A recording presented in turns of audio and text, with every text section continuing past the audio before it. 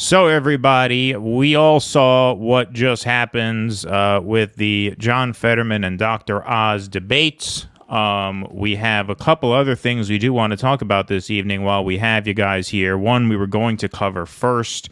We are going to bump that into our second segment of the night because there is nothing else to talk about right now except what we just saw unfold. Now, we all have to make sure that everyone that works is able to, that's the most American bargain, that if you work full-time, you should be able to live in dignity as well, true. And I believe they haven't have any businesses being we can't have businesses being subsidized by not paying individuals that just simply can't afford to pay their own way. Here's what I think we have to fight about inflation here right now. That's what we need to fight about inflation, right now, because it's a tax on working families, and Dr. Oz can't possibly understand what that is like. I do want to clarify something. You're saying tonight that you support fracking, that you've always supported fracking, but there is that 2018 interview that you said, quote, I don't support fracking at all. So how do you square the two? I do support fracking, and I support fracking, and I do support fracking. We have a lot to say about a lot of people. The media's covering for John Fetterman, both the corporate media and the progressive media, with absurd accusations of ableist smearing coming from people who had questions. Are you able to do this job?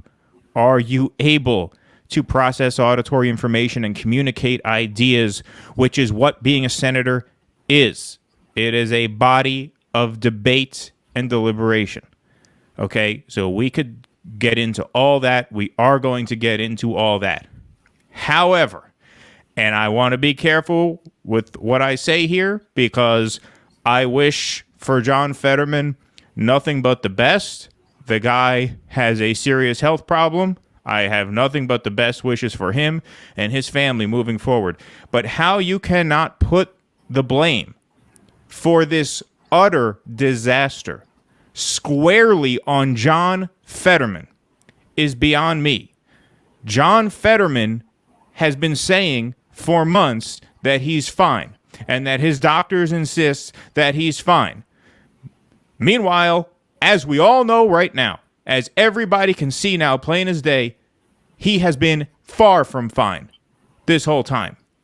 How he could withhold that, how he could not withdraw from this race a month or two ago at the latest.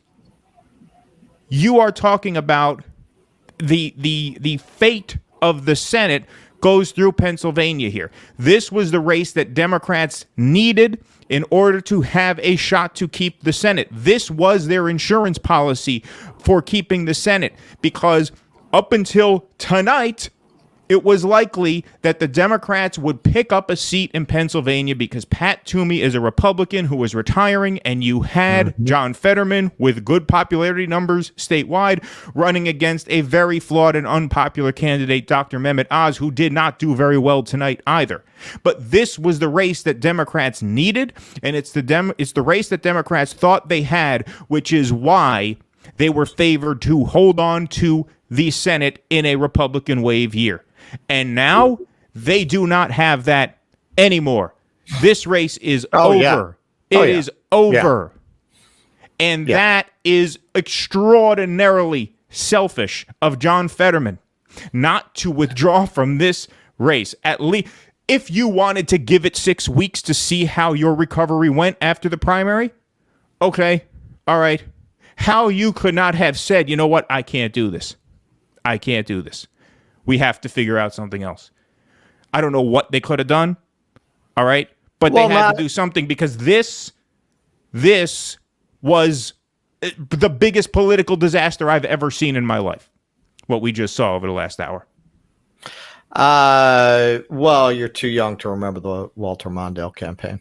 Yeah, but that was over before it started. Walter Mondale never had a shot. This guy was favored to win. Even until tonight, he was favored to win. It was getting closer, but the odds were still that Fetterman would win. Yeah. No, it's definitely over. And not only John Fetterman, the people around John Fetterman. You know, his wife was out there this week talking about, and we're going to get into this, how the reporter who dared to actually do her job and ask him pointed questions about his condition, very relevant questions for a stroke victim who's running for the Senate, how there should be consequences against that reporter. So it's not just John Fetterman, who, after what we watched tonight, it's difficult to know how well he's processing the entire situation. It's also the people around him. It's the handlers. It's the people who covered for him. It's the reporters who tweeted out how they spent an hour talking to him and he was just fine. He was funny. Dara Bash, she must just be bad at small talk. And look, I'm off corporate media for years now. I don't know Dara Bash from a hole in the ground. I'm sure she's, given the people that she works for, I'm sure she's not somebody whose reporting I would generally find agreeable. But she did her job there. She did her job. And it's actually instructive on why you don't find anyone in corporate media willing to do their job. Because this is not the first time that's happened. Any of them go off the reservation, they get attacked by their fellow reporters. They get attacked very often by the viewers. So what incentive do they have to do their job?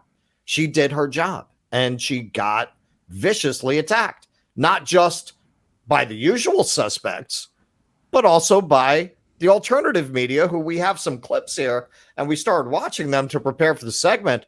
We played those the other day when we did a segment about how unreasonable it was to attack that reporter.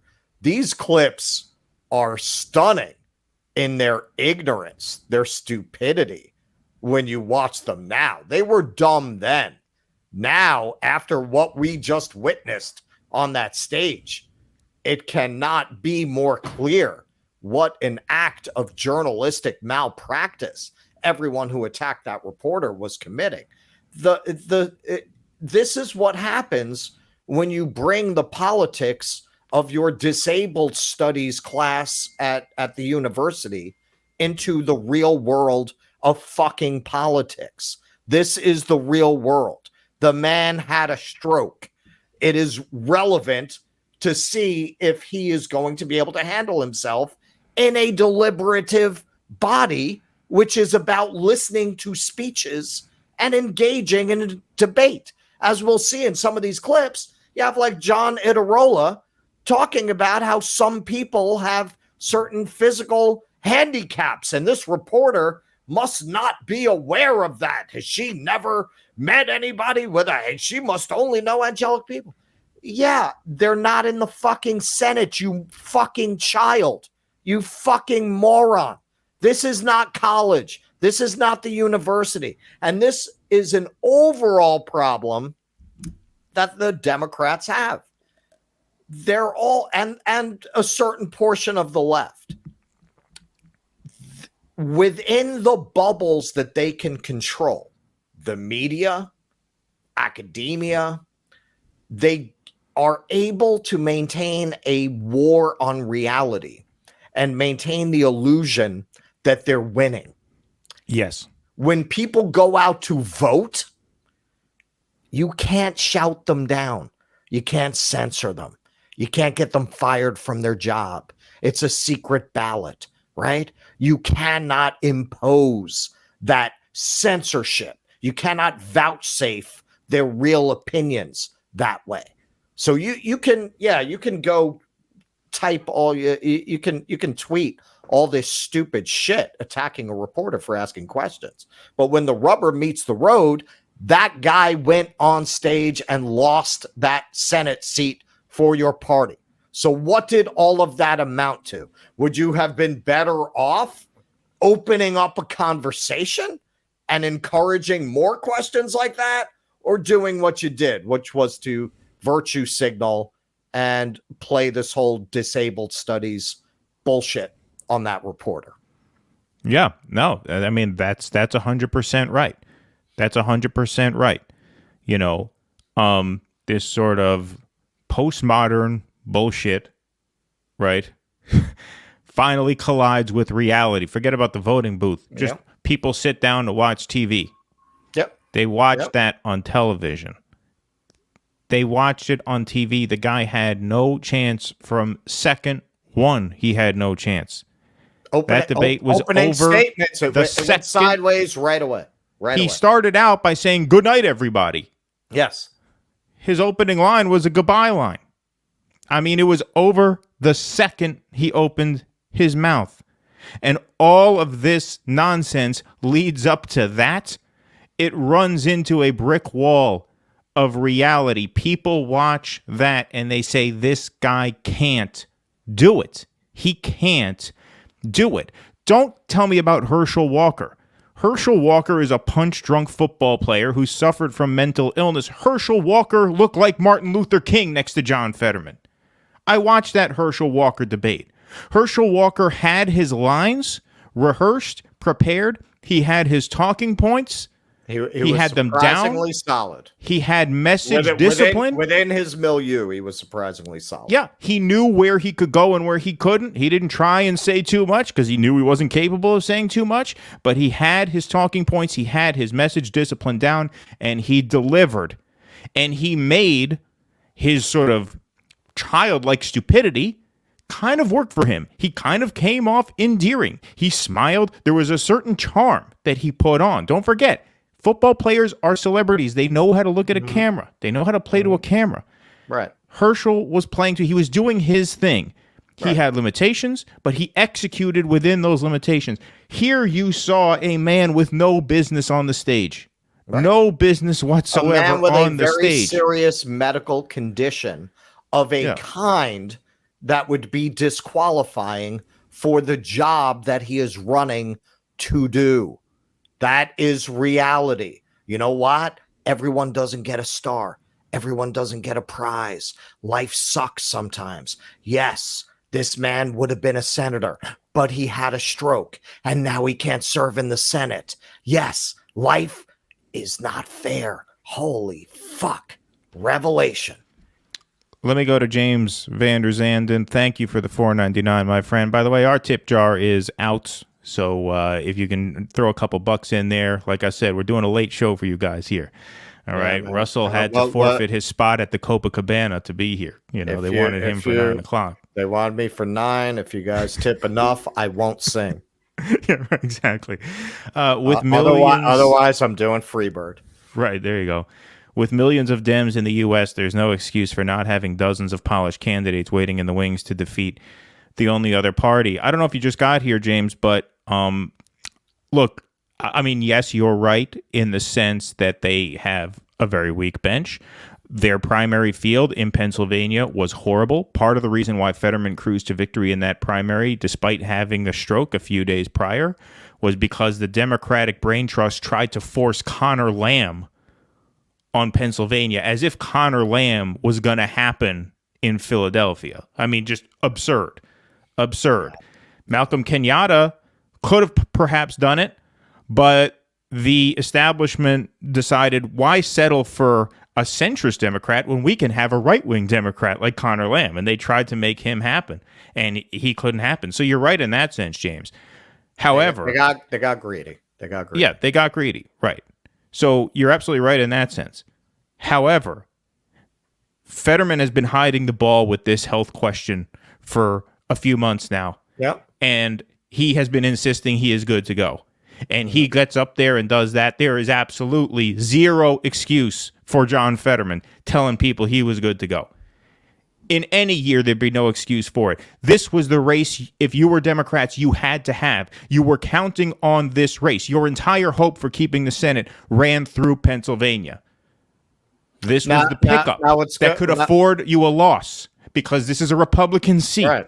Right. So this was a Democrat +1. If you win this, you're at 51. Now the Republicans have to knock off 2 Democrat incumbents in order to beat you, which would have been tough. Although now, things being what they are, they might just run the whole fucking table. But it would have been tough. You would have been in the game if Fetterman won here.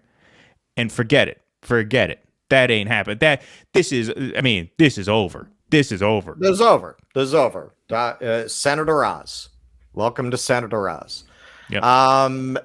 Now, in my experience, when the media is catastrophically wrong, because they tend to all be wrong together, so there's no one to hold them accountable. Tomorrow, they're going to pretend they never said shit about that interview. They're all going to be like, oh, yeah. They're going to say what we're saying right now. And they're going to pretend that's where they always were. Yeah, right, well, why didn't he drop out? Why? Oh, my God, right. I can't. Did you see that performance? All of a sudden, they're going to run away from what they were shaming people for saying yesterday. No, that's an excellent point, and I'm glad you mentioned that, because let's show some receipts, shall we? Let's get to the receipts. Let's show the receipts, because we took some shit for our segment on this. Right. All right, so let's go for the mainstream media first, right? Well, let's go for just the mainstream lib media first. Here's Kara Swisher, nice blue check mark, lovely, beautiful blue check mark there. Sorry to say, but I talked to John Fetterman for over an hour without stop or any aids, and this is just nonsense, meaning Dana Burns' questions about his health. Maybe this reporter is just bad at small talk. Yeah, that happened. And this is where, so is she just lying? Is she convincing herself that there was no problem in that room? You know, it's hard to say. But it's just amazing. It's just amazing, because watching that, what she just described, there is no fucking way that happened. There's no way. The guy does not have the cognitive capacity to have performed in a private conversation for an hour as she is describing. No and way. If he does have the cognitive capacity, because like I said, in life experience, I've been around people recovering from severe strokes. If he has the cognitive capacity, there is no way to know that, because he cannot communicate that. Yes. So at best you are guessing. At best you are guessing. Right. Which kind of answers this question from Lloyd. And Lloyd, thank you for the tip, even though I take it you don't agree with our take. Republicans don't care about fit for office. Look at Trump. You guys saying Trump is mentally fit with the bleach thing. What we care about is how he votes. Look, Donald Trump, say what you will about Donald Trump, and we've said this many times. He's an entertaining motherfucker. You know, you could say he's an idiot savant. When he goes up there, he's got a great instinct for where the crowd is, for how to appeal to the crowd, for how to get people going. I was watching a segment on Breaking Points today, and they made a very good point about how Donald Trump is talking about peace talks with Ukraine, about how, it demonstrates how he became president. He's got a great instinct for figuring out what the establishment is against, that people are for, and then hitting that, and then driving the establishment crazy to his advantage by hitting this thing that the public likes, but they're against. So you cannot compare Donald Trump to this. No, Donald Trump has skills. He has skills. You might not like what he's about. I don't like what he's about. But to dismiss him as this is the same thing, that's to completely misunderstand Trump and the entire Trump phenomena. Well, it's to misunderstand something even more fundamental than that. And thank you, Lloyd. And you are not just a tipper, and we love you for that, but you're a loyal viewer. So this is all good faith discourse here, back and forth. Thank you. But what you misunderstand here is that Donald Trump, whatever you think about Donald Trump, when Donald Trump takes the stage, he's got a plan and he executes his plan. Same thing with Herschel Walker. He had a plan against Raphael Warnock. I am going to say, I'm going to repeat ad infinitum, Warnock votes with Biden 96% of the time. I am going to pivot back to that as often as possible. Doesn't take a genius to be able to do that, and he did that. You have a plan when you take the stage and you execute the plan. Fetterman, I can't even say he had no plan. He was not capable of devising a plan. Of being on that stage. Right. He couldn't even be there. Could not even be there. I want to take one other point that you made, Lloyd, a free chat here. Where he blew it was the fracking thing. I turned it off after that. Well, this is another question. This is another thing, rather. I wasn't even sure if he understood what he was saying. Well, listen. I wasn't sure if Fetterman- he meant the opposite of what he was No, saying. he meant what he was saying. I think he meant what he was saying. Here's the other thing. Fetterman was not good anyway.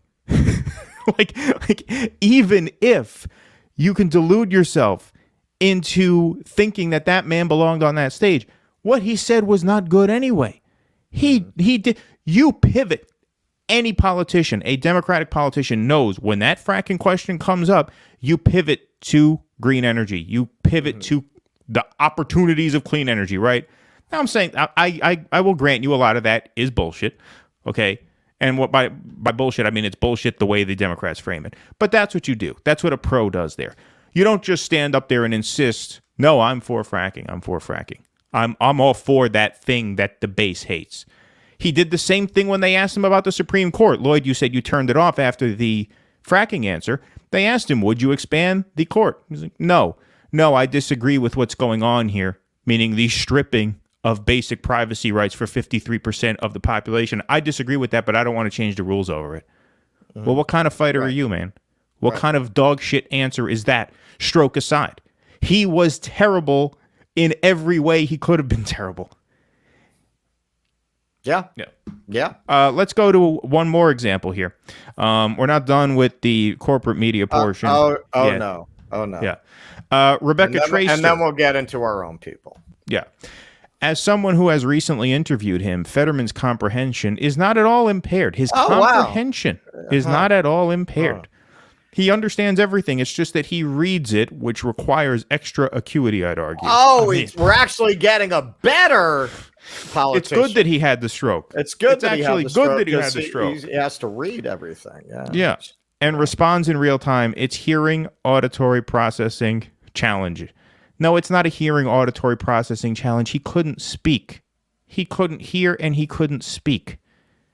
Yeah. All right. A lot of people. Again, sorry, go ahead. Call me crazy. A lot of people would consider that a problem in a deliberative body that's built around debate and speech making.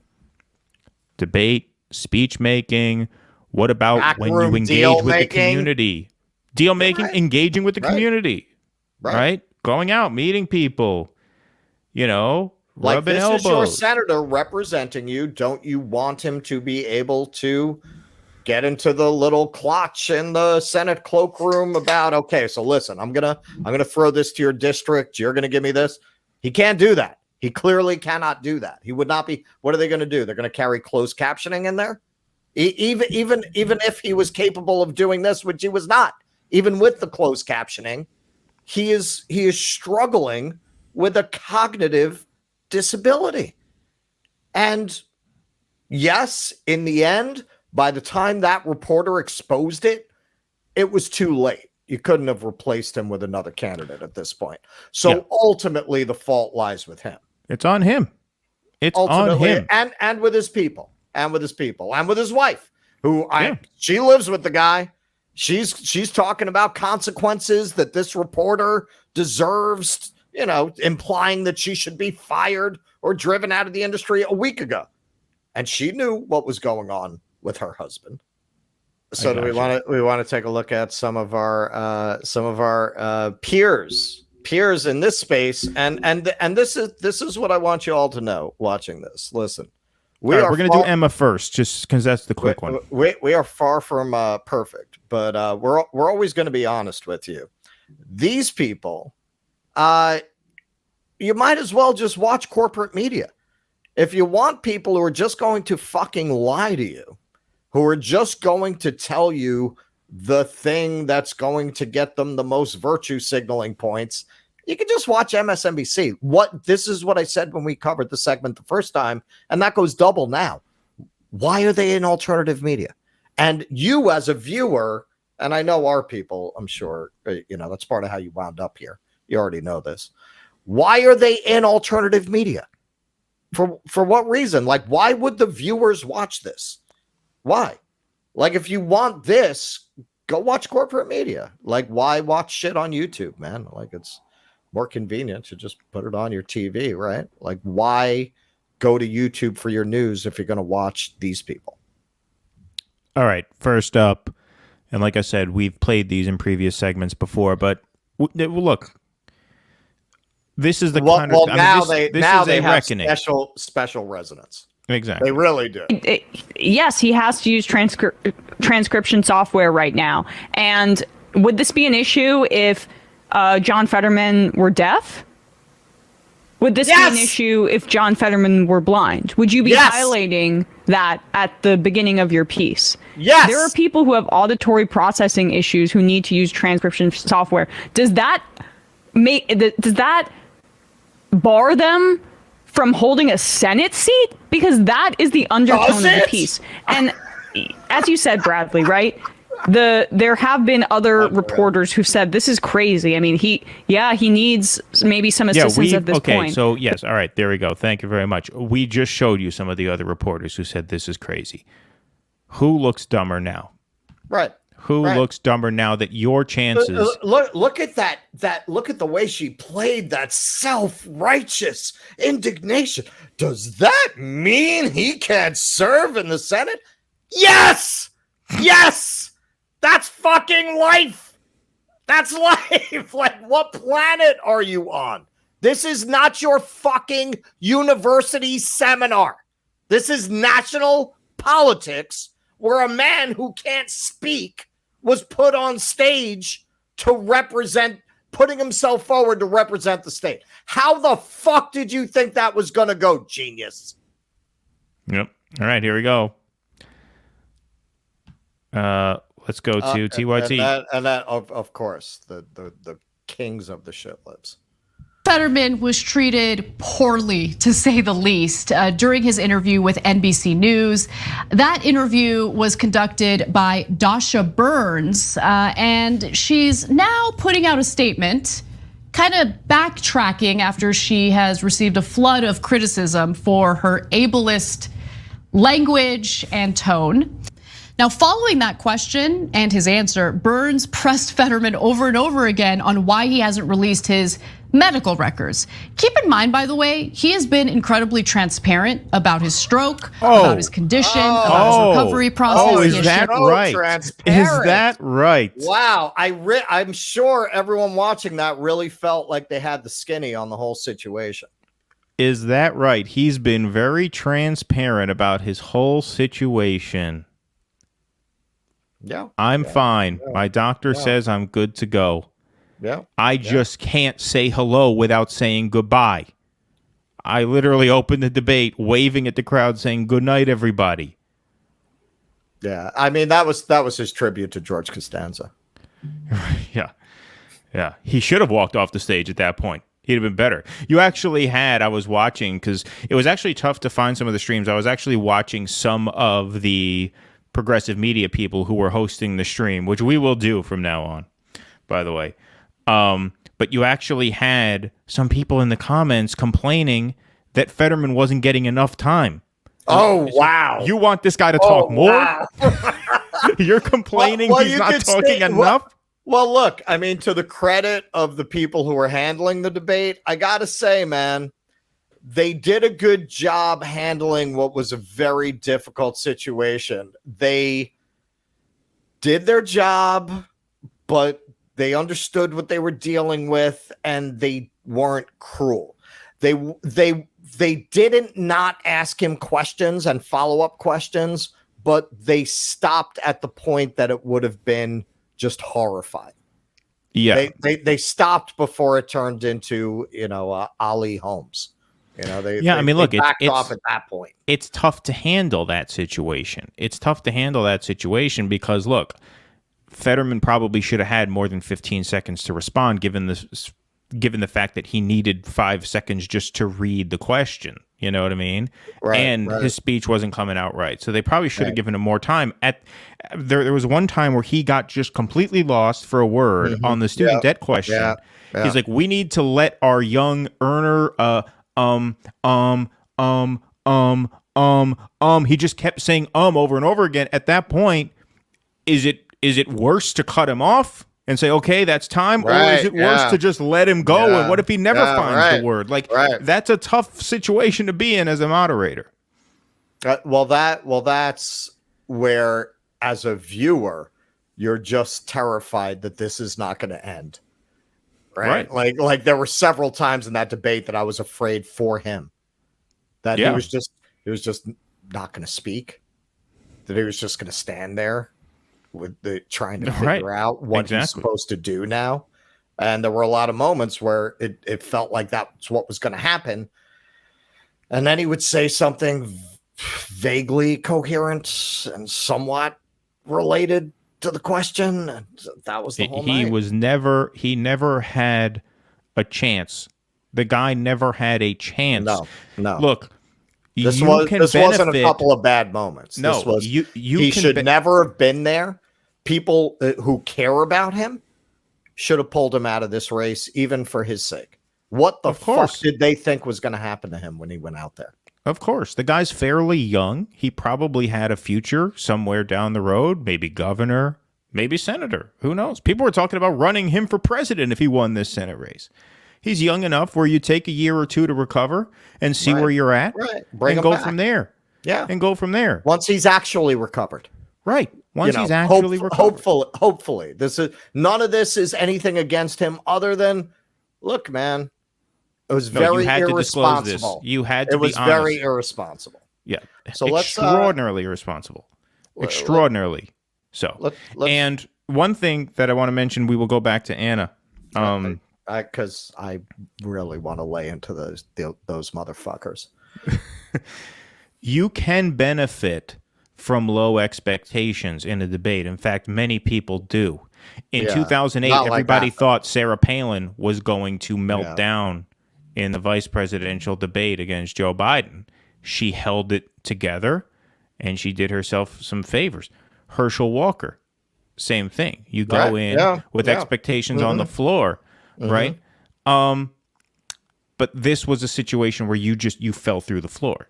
Because you couldn't even. This was worse than I thought it was going to be. Far worse than I thought it was going to be, because it was inconceivable to me that he would be so dishonest as to say he is fine if this is what he was going to look like on a debate stage. How could the candidate do that? How could the candidate sabotage himself in that way? Never mind everybody else. His party, the whole country, everybody who buys the Democrats' bullshit that, oh yeah, get us 2 more senators and we'll codify Roe. Yeah, okay. Anybody who bought that, it's done. And by the way, now, I mean, even if you hold the Senate, which at this point I honestly don't think they're going to do, but even if you hold the Senate, you needed 2 more. You needed to net 2 in order to codify Roe, in order to get past Sinema and Manchin.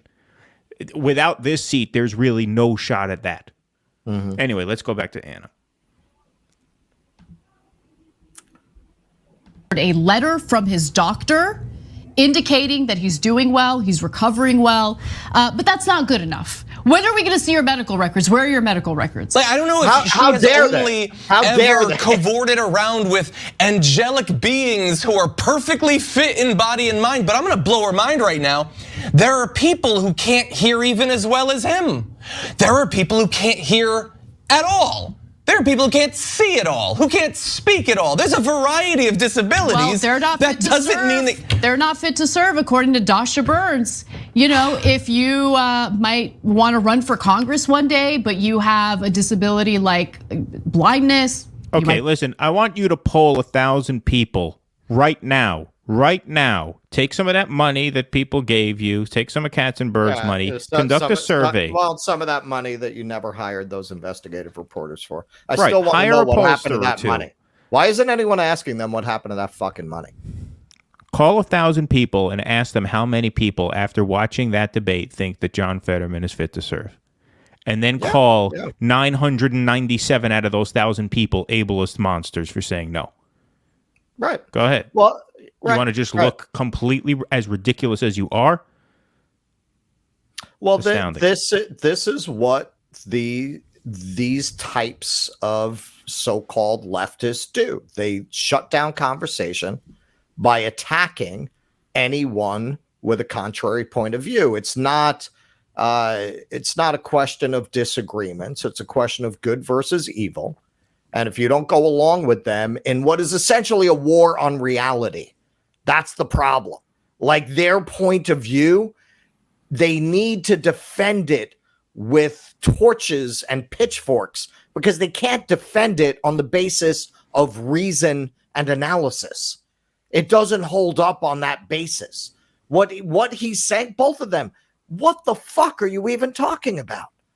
I'm going to blow her mind. There are people with disabilities.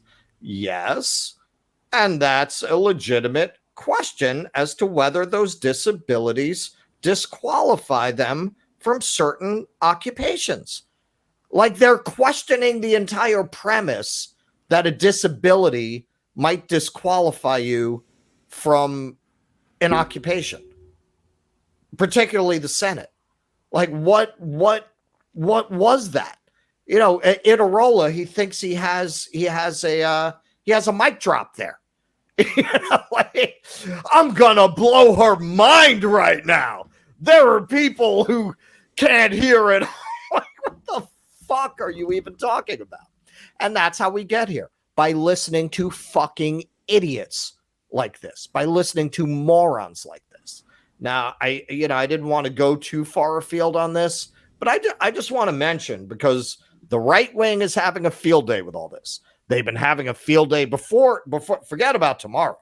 They were having a field day before this talking about Fetterman in relation to Biden, that the Democrats are the party that run people who are cognitively impaired, that they want to give us a bunch of people who are cognitively impaired. This is a wet dream for the right wing. You know what else they're having a field day with? 2 weeks before the midterms, Joe Biden decides to have a conference with TikTokers, including Dylan Mulvaney, who's been a girl for, I don't know, 3 months or something, and has so her TikTok blew up. And you could not be helping the right wing to make the case that the Democrats are essentially the Louis XIV court, that they're completely out of touch with your concerns, that they're completely out of touch with what's going on in the country. You got runaway inflation, you got high gas prices, you got possibly World War III about to break out. And what they're concerned about is inviting celebrity trans TikTokers to the White House 2 weeks before a midterm. Hey, look at in 2016 when they insisted that a deeply unpopular candidate under investigation by the FBI should be their nominee. What happened right around the same time this happened 6 years ago? The FBI sent a letter saying we're reopening this case. Oh my God! How could he do that? Listen, you knew going in. Right at the time you nominated her. She's under investigation, and it came back to bite you 2 weeks before Election Day. Yep. Right. Just a complete unwillingness to recognize reality. Reality. Across the board. Here we go. Let's let her finish here. Be deaf. You're just not fit to serve. Sorry. What if you're paralyzed? I mean, no, but well, I mean, come on. Can you really serve? Yeah, if you that's can't exactly the same thing. If you can't do a kip up, can you really serve? One of the greatest presidents, if not the greatest president in United States history, was a disabled president, FDR. Okay. She's so proud of that. She's so proud.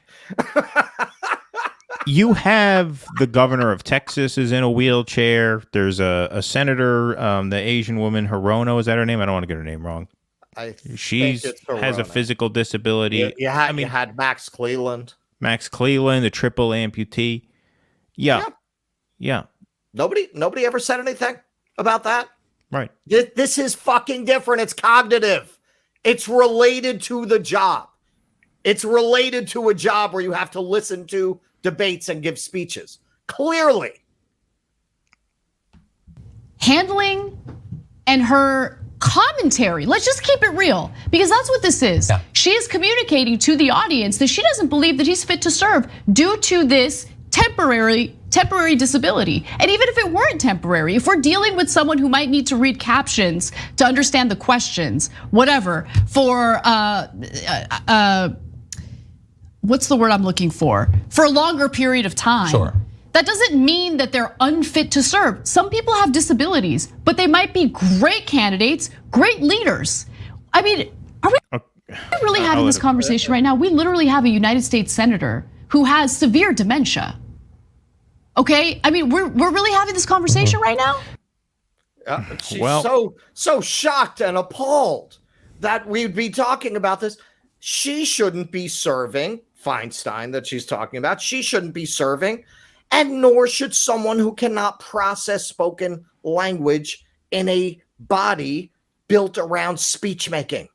Neither should be one has nothing to do with the other. That's what I said when we did this segment. But now, watching them, why should these people be allowed to comment on politics? If there were any accountability in this field, they'd be fired for those segments. I mean, I am very, very curious to see what they have to say. I'm assuming many of them are live now. The Majority Report is not live now. They did not stream this. I am very, very curious to see what TYT has to say and what the MR crew has to say tomorrow about this. Because it's harder in this space to pretend you never said what you said, because you have so much live feedback. Yeah, and you have bastards like us who have already played the clips. Right. Already 20 minutes later. Look what you did. Look what you did here. This was the race you needed. This was the race you needed. And look what happened here. Look what happened here. And this is going to be a national story. All eyes were on this debate tonight. They had probably massive viewership in Pennsylvania, but they had massive viewership around the country. Right. What does this do to the Democrat brand going in to the home stretch now? The race is 2 weeks from tonight. What does this do to the Democrat brand? Because it is a fucking ship of fools, man.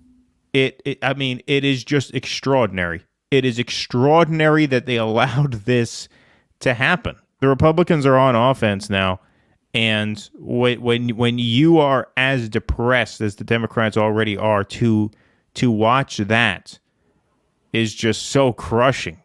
I mean, David Dole looked like he was ready to fucking drink cyanide when he was. I watched his debate, and it's, I mean, the just how pathetic. Dr. Oz starts talking shit, and they start nitpicking what Dr. Oz is saying as if that matters. Dr. Oz could have read one of his books on stage. Sure. It wouldn't have mattered. He could have gone full Andy Kaufman and read The Great Gatsby. Yeah, exactly. You know, I mean, as if any of that matters. They're addressing the substance of what Oz was saying. Oh, he's lying about Social Security. Oh, he's lying about abortion. Yeah, like there was actually a debate taking. Like there was actually a debate going on. Exactly. There was nothing to really watch there. 1 minute in. Let me get the text here. I want to see what time it was, Russell, that you texted me that. Russell texted me at 8:10. He's toast. Yeah. Because I mean, it's just common sense. You know, I mean, these look, in the end, the woke thing is going to die of its own self-inflicted wounds, because in the end, something that doesn't work in the real world cannot sustain itself. It just is not going to survive. You're going to have too many incidents like this. And eventually people who actually like to win, people who actually want power, are going to tell people like this to shut the fuck up. Because look at that. What practical application does this way of looking at the world have? You can be compassionate towards the disabled without living in a fantasy land where disabilities have absolutely no impact on your ability to function in different roles and occupations. You can have both. You can actually have both. You can have compassion and be realistic. You know, I'm congenitally short. I don't take it as some kind of discrimination against me, that no one's going to pick me for their basketball team. That's just fucking life. Okay. It is what it is. We used to have the idea that how you dealt with things like that was a question of character, that it was not on society to try to completely reorganize itself to make a square peg fit into a round hole. We can help people with disabilities, but it doesn't mean we can fit them into places in society that their disabilities preclude them from being. Yeah, and this is a particular kind of disability that impairs communication. If you're deaf, but you can still communicate, then it's a matter of being able to hear what people are saying. And we said on our last stream related to this, there should be closed captioning in the Senate so that deaf people can serve. This is different. When you're recovering from a stroke, there is a mind-to-mouth mechanism that is impaired. The mind itself is also impaired. And so it is really impossible to tell in real time.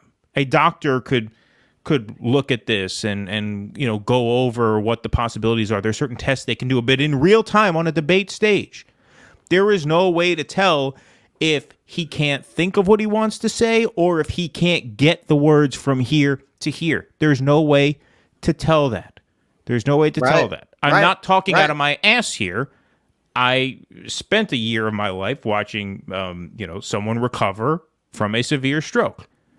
Okay, I spent time at the hospital with the doctors, with him, going over this. I saw them do tests. It was tough for the doctors to figure out. There is no way for an audience of a debate to be able to figure that out in real time.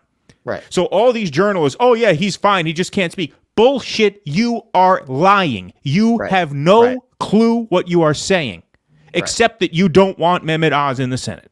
Right. And they also want to virtue signal their, support for somebody with a disability. That's part of it too. There was so much virtue signaling going on there from fucking Itarola, from Anna, from Emma, all of them so outraged, so self-righteous at the suggestion that perhaps somebody who has recently had a stroke can't serve in the Senate. How dare they suggest such a thing? We can't listen to fucking people like this. Let's do some real-time reporting, shall we? To have platforms. Let's do some real-time reporting. Let's do some real journalism, some real online, real-time journalism. Let's see if Anna has anything to say about this. We're going to burn the shoe leather? Well, I want to see. Yeah, exactly. Burn the, proverbial shoe leather here. Our digital shoe leather. Anna Kasparian, anything to say about that debate? Seems like no. Last tweet was 11 hours ago. All right. Yeah, she sat that one out. Cenk Uygur. What a surprise. Loudmouth Cenk Uygur always has something to say. Dark.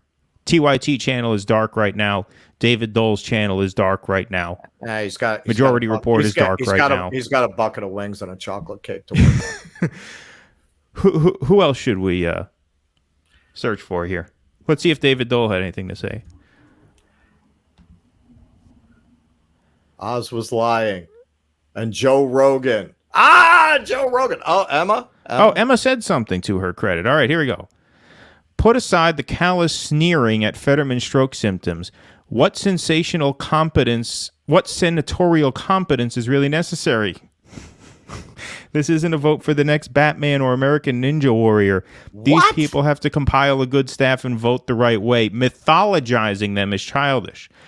So we're mythologizing senators by saying they should be able to communicate ideas. Wow. Look, man, I will give her some.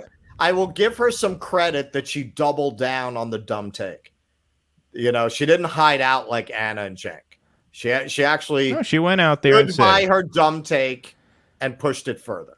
All right, let's see. David was big enough to open his mouth too. Putting aside the thick stream of bullshit coming from Oz for the full 60 minutes, it was a tough debate for Fetterman, still recovering from his stroke. But this was a highlight. Oh, really? Okay, let's see. I got to find out what that is. 3 years ago, he was on his show and he hugged him and he said, "I love this guy. You know what? Why don't you pretend that you live in Vermont instead of Pennsylvania and run against Bernie Sanders?" Because he keeps talking All about right, so Bernie. that's it. That was the 14-second highlight.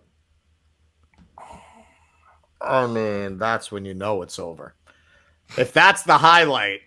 And the only reason I think he felt it was a highlight is it was 3 sentences that were related, put in the correct order. All right, Okay? now I this think guy. that's what he means by highlight. Okay, now this guy I'm going to play here. This is David Pakman. Now, David Pakman, a lot of people in our space might not even know David Pakman because David Pakman is a guy so boring as to make Kyle Kalinske look like Andrew Dice Clay.